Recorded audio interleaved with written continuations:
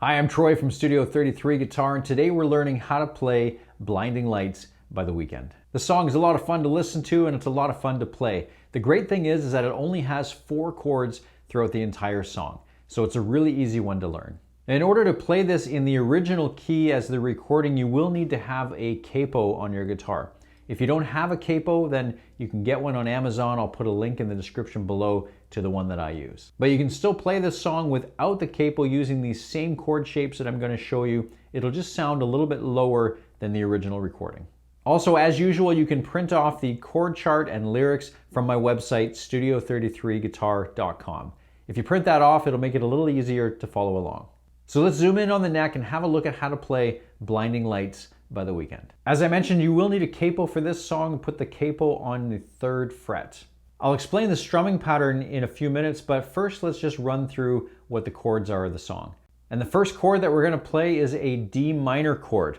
So that looks like this. So you're probably familiar with a regular D major chord, which looks like this. The difference between a D minor chord is our middle finger is going to go up where our index finger normally goes, and then our index finger is going to go 1 fret back on the higher string. And that'll give us a D minor chord. We're playing from the D string down.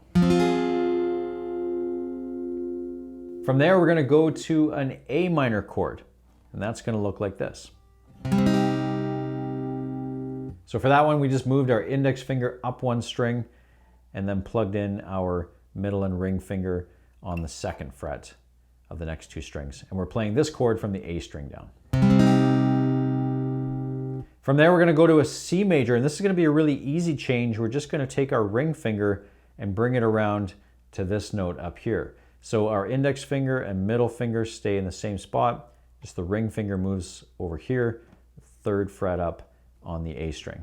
And that'll be from the A string down as well. That'll give us a C major.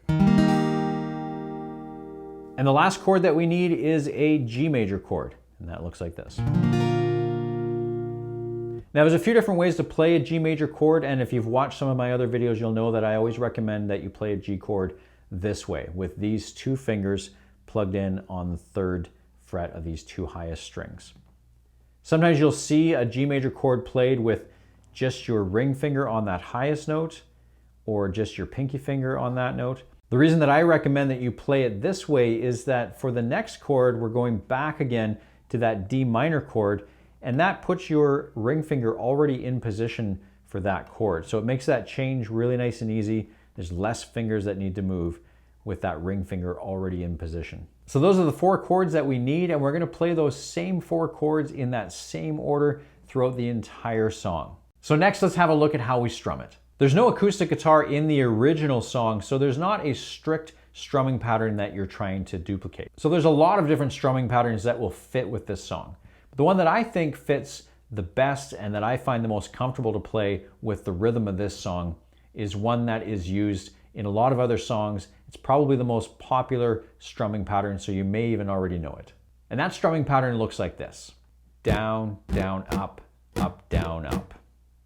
Down, down, up, up, down, up. If you're interested in learning more about that specific strumming pattern, I do have a video called The Most Important Strumming Pattern to Know, and it really breaks down that strumming pattern. You can click on the link and check that out as well. But the important thing to know about this strumming pattern with this song is that each of these chords is played for 2 bars. And that strumming pattern takes up 1 bar.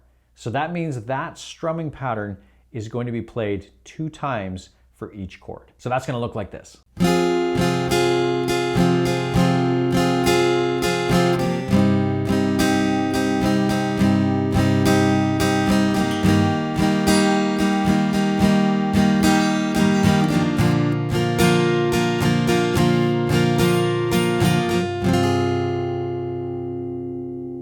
And a little bit more up to speed.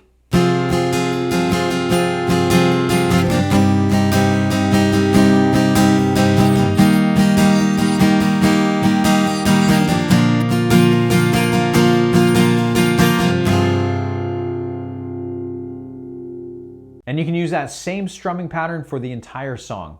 So the same 4 chords and that strumming pattern will get you through the whole song. If you want to learn more easy beginner songs, then make sure you click on this playlist right here. I've compiled a list of videos of easy beginner songs. And if you like this video, then please hit the like button and subscribe to the channel so you don't miss the next one. Thanks for watching. We'll see you next time.